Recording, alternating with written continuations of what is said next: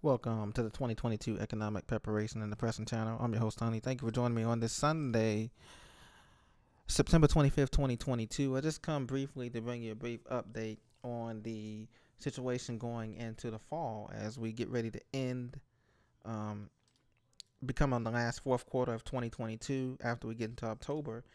Job losses and a slowing economy is going to be the theme going into the last quarter of the year. But Atlanta Fed President, according to CNBC, Bostic expects job losses, quote, but he says, quote, there's really a good chance to get to 2% inflation without killing the economy. That's because the economy is already dead. The economy has been on life support since 2008, as many of you have known. And ladies and gentlemen, things are just beginning to get into the fourth inning of this collapse. And so far, he says that, quote, strong employment, he believes in the ability for the economy to absorb rate hikes. Well, we've only had 5 rate hikes so far, and that's got the Fed funds rate up to about 4%. And already the economy is sputtering here. We can see inflation is still at 8.5%. That's down from 8.9%, which is not a lot. Gas prices are still averaging, according to AAA, $3.92 a gallon nationwide for regular. Food prices are up 25% since the beginning of the year, and that hasn't come down. More and more, I'm hearing people comment that this inflation has been a thorn in the side, has not been transitory. And now, just like the Great Depression in 1929, companies are facing this minimum tax. President Joe Biden, and the Inflation Reduction Act he passed in August, which was just a ceremonial act, as you know, because the inflation is still high. But anyway, he says that the new minimum tax could hit Berkshire Hathaway and Amazon the hardest, study shows. Most of the money is already overseas and gone, but they're claiming a 15% minimum tax would impact around 78 companies, with Berkshire Hathaway and Amazon paying the most, quote unquote. Well, it's too late for that. They've already made the most money during the pandemic and before the pre-pandemic.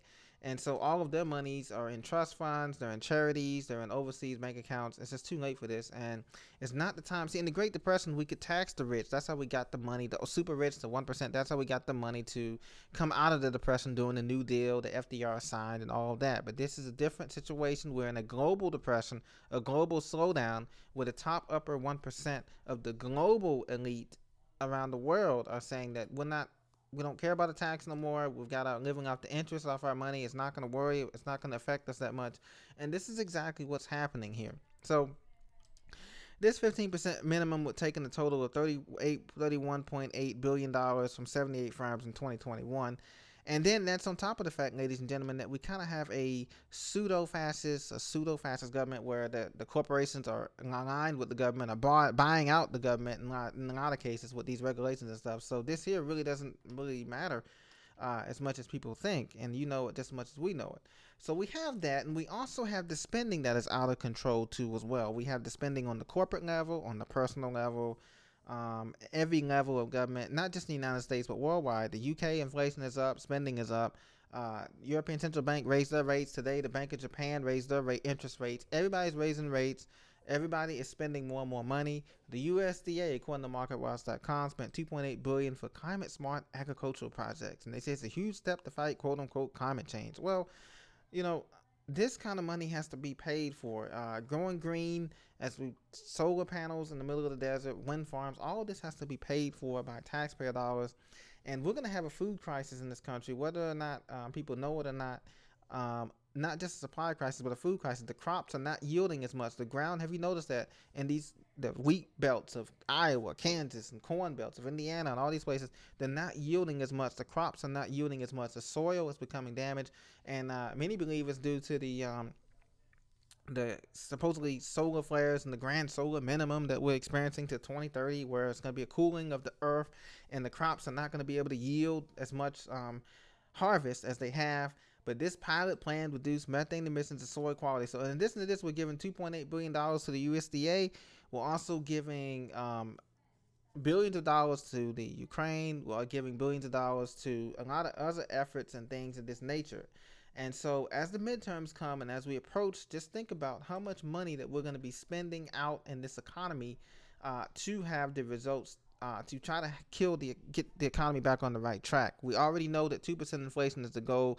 The question is how long it takes to get there, and will we be in a depression before we get to 2%? And the answer to that is yes, because right now we're still at 8.5%. We have a long way to go to get down to 2% in this economy. If not, the dollar is still here by now as a currency. So we still have 2.5 years of President Biden to turn it around. It doesn't look like he has much hope of turning this thing around in the midterms. Even if the Republicans take over, they still have a mess on their hands because of the situation of the economy and this inflation and this debt level spending that's not going to go away. And so it is imperative that every one of you and I continue to prepare physically, mentally, spiritually, and emotionally for more job losses that are coming in the fall. And let me just say that these job losses that people always say that it's always in the service sector or hospitality sector. No, they're going to be more in the business sector now, in the real estate sector. You name it. There's going to be some job losses because most of the stock market is predicated on what do you call it? Speculation, future earnings, future growth, and that growth has already proven to not be there for the world economy. And we've seen the Bank of England, they hike basis points by 50 basis points. UK may already be in a recession. We follow the UK. UK inflation was at 9.9%. They're on the same thing about all the central banks have this 2% target. Well, inflation is well above that. So the UK is in a recession. Many other European countries in a recession are going into recession. Turkey, Greece, Albania, Romania, Czech Republic, you name it. These economies are hurting, and our economy is hurting and will be hurting.